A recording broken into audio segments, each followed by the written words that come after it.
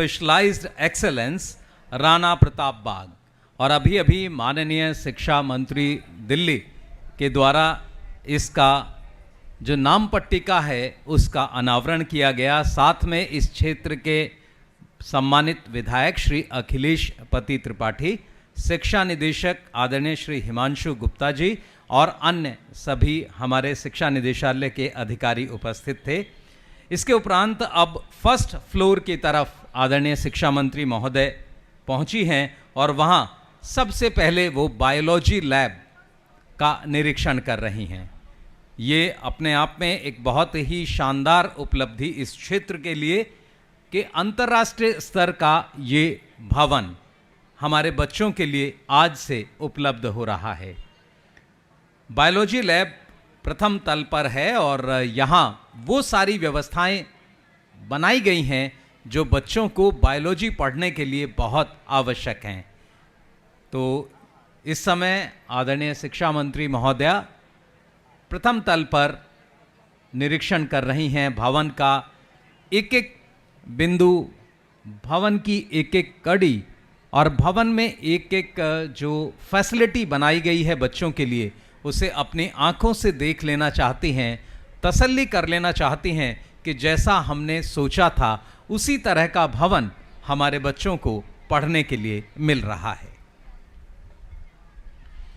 Biology lab के बाद common staff room जो प्रथम तल पर है वहां जाएंगी और शिक्षकों के लिए जो व्यवस्थाएं बनाई गई हैं उन सब को वो वहां देखेंगी। साथ में 2 क्लासरूम जो वहाँ प्रथम तल पर हैं उन्हें मैडम देखेंगी और वहाँ कक्ष में क्या क्या सुविधाएं बच्चों के लिए की गई हैं उन सब को वो ध्यान से देख रही हैं। एक एक चीज़ को समझना, देखना, जानना। शिक्षा मंत्री के तौर पर आपने जो सपना अपने बच्चों के लिए लिया, पीडब्ल्यूडी के अधिकारियों ने, इंजीनियर्स ने उस सपने को उसी रूप में उतारने का प्रयास किया।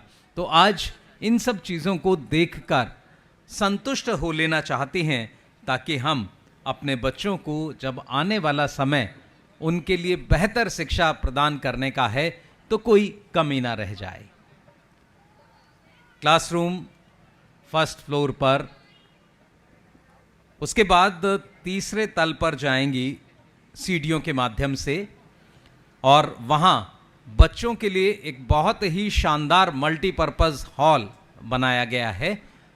बच्चे किसी भी वेदर में बैठकर वहाँ कोई भी एक्टिविटी कर सकें, साथ ही बच्चों को बेहतरीन व्यवस्थाएं वहाँ मिलें। तो उस मल्टीपर्पज़ हॉल की सारी व्यवस्थाओं को देखने का भी मैडम का कार्यक्रम है। उसके बाद वहीं लाइब्रेरी है। लाइब्रेरी किसी भी विद्यालय की जान होती है। अगर आप बच्चों को बेहतर पढ़ाना चाहते हैं तो आपकी लाइब्रेरी बहुत इक्विप्ड होनी चाहिए, एक अच्छी लाइब्रेरी होनी चाहिए। बच्चों को वहाँ बैठकर आराम से पढ़ने की सुविधा होनी चाहिए और ये सारी चीज़ें यहाँ इस लाइब्रेरी में बनाई गई हैं। तो यहाँ ये सारी बातें भी मैडम खुद अपनी आँखों से देखना चाहती हैं। लाइब्रेरी रूम में होने के बाद आप वापस पहुंचेंगी हम सब के सम्मुख। तो बस अब थोड़ा सा समय जब हम सब यहाँ इस नए बनते हुए इतिहास में साक्षी के तौर पर शामिल हो रहे हैं। विद्यालय भवन अपने आप में एक बहुत ही शानदार भवन, दिखने में बहुत भव्य, और हमारे बच्चे अपनी तालियों से बताएंगे आपको कैसा भवन लग रहा है। जी बच्चे, जोरदार तालियों से आप अपना हमें उत्तर दें। जितनी अच्छी बिल्डिंग आपको लग रही है उतनी तेज तालियां आपकी आएंगी, मुझे ऐसा लग रहा है। और जो व्यवस्थाएं, चूँकि एसओएससी के बच्चे यहाँ बैठे हैं, आपने तो इन व्यवस्थाओं को देखा है, सचमुच बहुत ही शानदार आने वाला समय हमारे इन बच्चों का है। और इसीलिए सारी इंटरनेशनल लेवल की सभी फैसिलिटीज़ जो आपको विश्व के किसी भी विद्यालय में मिलेंगी, विदेश में आप जाएं, किसी भी देश में जहां शिक्षा के क्षेत्र पर ये माना जाता है कि ये शिक्षा की रैंकिंग में पहले और दूसरे स्थान पर है, उन देशों के विद्यालयों में जो स्थितियां हैं और जो बच्चों के लिए सुविधाएं लगाई गई हैं, वो सारी सुविधाएं आज हमारे इन विद्यालयों में। तो आज राणा प्रताप बाग का ये विद्यालय साक्षी होगा इन सभी अंतर्राष्ट्रीय स्तर की सुविधाओं की शिक्षा व्यवस्था का, और हमारे शिक्षक इन सब सुविधाओं के साथ बच्चों को बेहतर से बेहतरीन शिक्षा देने का संकल्प ले रहे हैं। और आप देख रहे हैं दिल्ली लगातार सीबीएसई के परिणाम हो या किसी भी अन्य नवाचार में आप पाएंगे कि दिल्ली के बच्चे बेहतरीन कर रहे हैं, और उस बेहतरीन करने के लिए बच्चों को जो चाहिए वो हम सब उन्हें दे रहे हैं।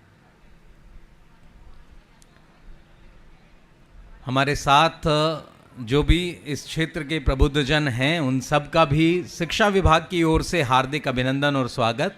हमारे साथ ऑनलाइन जो लोग जुड़े हुए हैं, आप लोगों से भी मेरा अनुरोध, अपने विद्यालयों को एक बार अवश्य देखें। बनते हुए इन विद्यालयों को अंतर्राष्ट्रीय स्तर के मानकों के हिसाब से बनी हुई ये बिल्डिंग और उस हिसाब से संचालित होती शिक्षा व्यवस्थाएं, दिल्ली अपने इन विद्यालयों के लिए आज पूरे विश्व में जानी जा रही है। और अब बिल्डिंग का निरीक्षण करते हुए,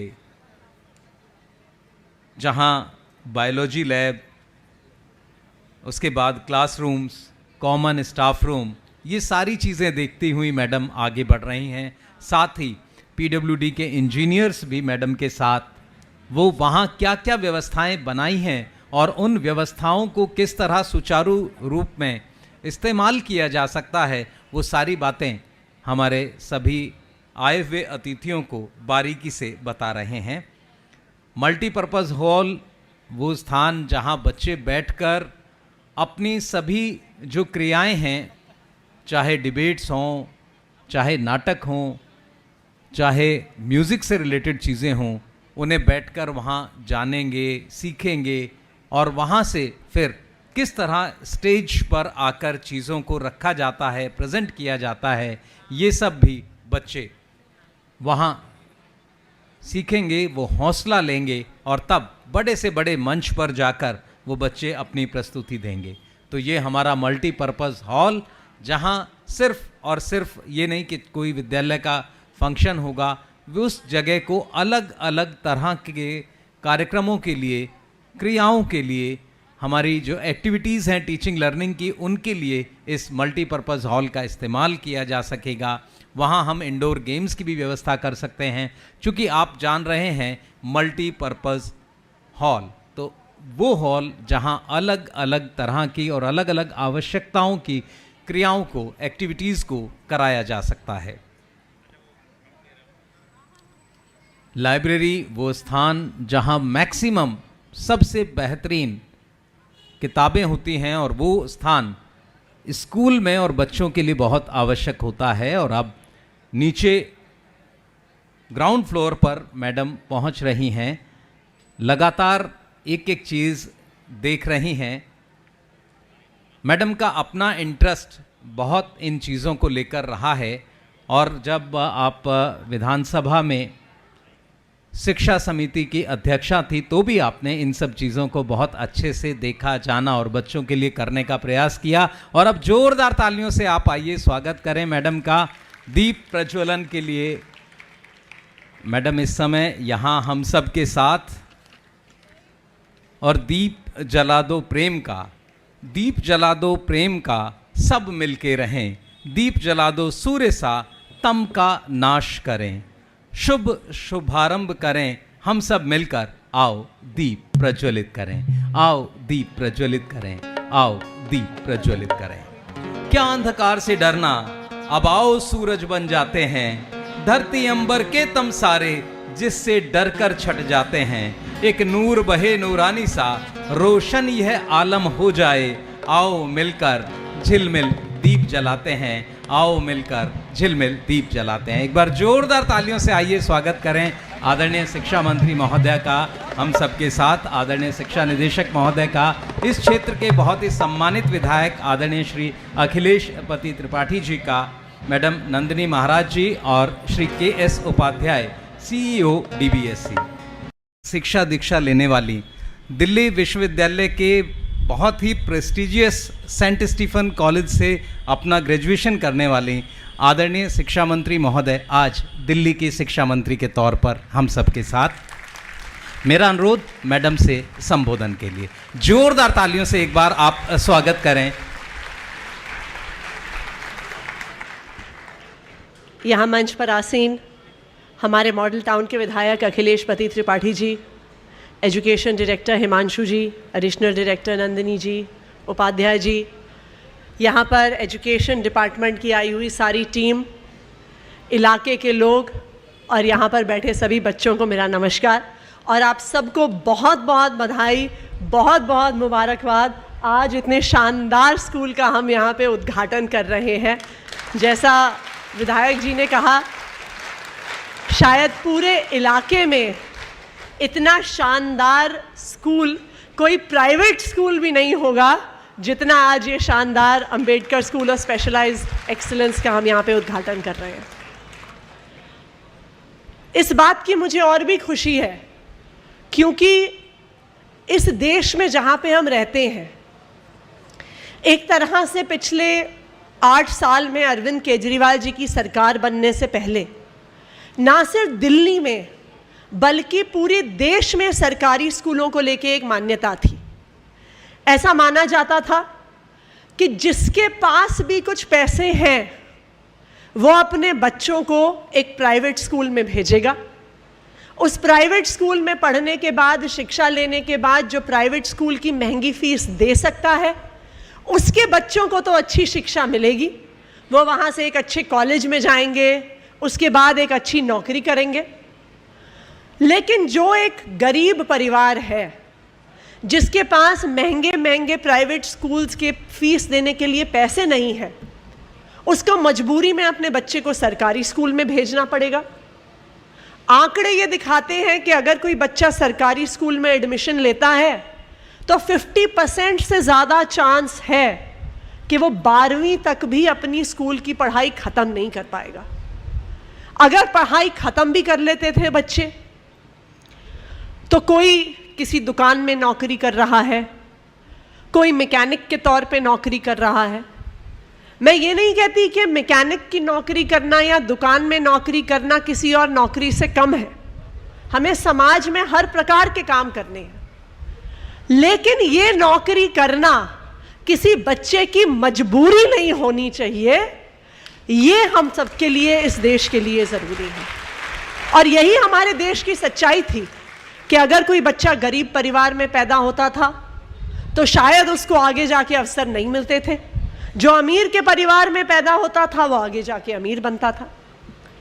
लेकिन आज ना सिर्फ दिल्ली में बल्कि पूरे देश में लाखों करोड़ों बच्चों को जो एक आम परिवार से आते हैं, एक गरीब परिवार से आते हैं, आज उनको एक उम्मीद मिली है।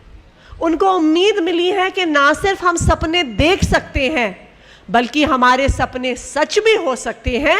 और ये उम्मीद दिल्ली के मुख्यमंत्री अरविंद केजरीवाल जी ने और दिल्ली की शिक्षा क्रांति के जनक मनीष सिसोदिया जी ने दी है कि आज एक गरीब परिवार का बच्चा भी सोचता है कि मैं IIT में एडमिशन ले सकता हूँ, मैं मेडिकल कॉलेज में एडमिशन ले सकता हूँ, मैं इस देश की सबसे बड़ी बड़ी यूनिवर्सिटियों में एडमिशन ले सकता हूँ, मैं अपना बिजनेस सेटअप कर सकता हूँ, मैं किसी बड़ी से बड़ी कंपनी का CEO बन सकता हूँ।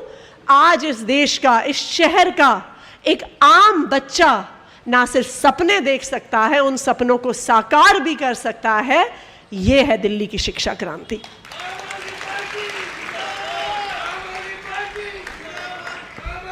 हर साल दिल्ली के सरकारी स्कूलों से 1000 से ज़्यादा बच्चे IIT JEE का एग्ज़ाम क्लियर करके, नीट का एग्ज़ाम क्लियर करके देश के सबसे बड़े बड़े इंजीनियरिंग कॉलेजेस और मेडिकल कॉलेजेस में एडमिशन लेते हैं।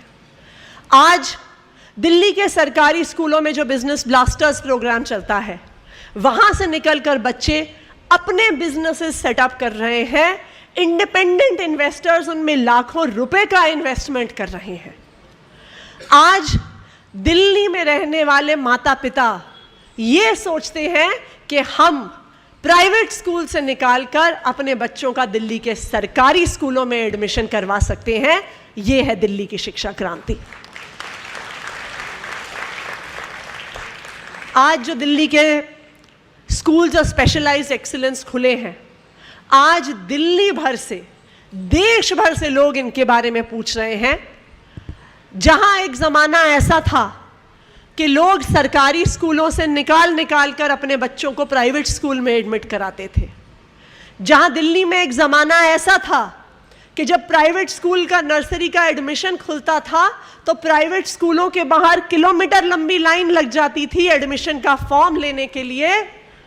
आज दिल्ली की शिक्षा क्रांति का जमाना ऐसा है कि जब एसओएससी की 4,400 सीट्स के लिए एडमिशन खुलता है तो दिल्ली के 92,000 बच्चे उसके लिए अप्लाई करते हैं।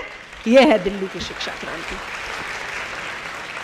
और इस शिक्षा क्रांति ने ना सिर्फ दिल्ली के बच्चों को बल्कि पूरे देश के बच्चों को एक उम्मीद दी है कि हम भी सपना देख सकते हैं। यह जरूरी नहीं है कि हम एक गरीब परिवार में पैदा हुए हैं तो हमारे पास अवसर नहीं होंगे। आज पूरे देश के बच्चों में आंखों में एक सपना है। और जब आप ऐसे शानदार स्कूल बिल्डिंग के अंदर जाइए तो मुझे लगता है कि इस स्कूल में पढ़ने वाले हर बच्चे का, इस स्कूल में पढ़ने वाले हर बच्चे के माता पिता का, इस इलाके के सारे लोगों का कॉलर गर्व से ऊंचा हो जाएगा कि ये है दिल्ली का सरकारी स्कूल। मुझे लगता है कि इतना शानदार स्कूल जो ये है, ये दिल्ली के बड़े बड़े प्राइवेट स्कूलों को पीछे छोड़ देगा। और मुझे इस बात का भी भरोसा है कि जो बच्चे यहाँ पे doctor BR Ambedkar school of specialised excellence में पढ़ेंगे वो ना सिर्फ अपने परिवार का, ना सिर्फ इस इलाके का, बल्कि इस देश का नाम रोशन करेंगे। मुझे इस बात का पूरा यकीन है।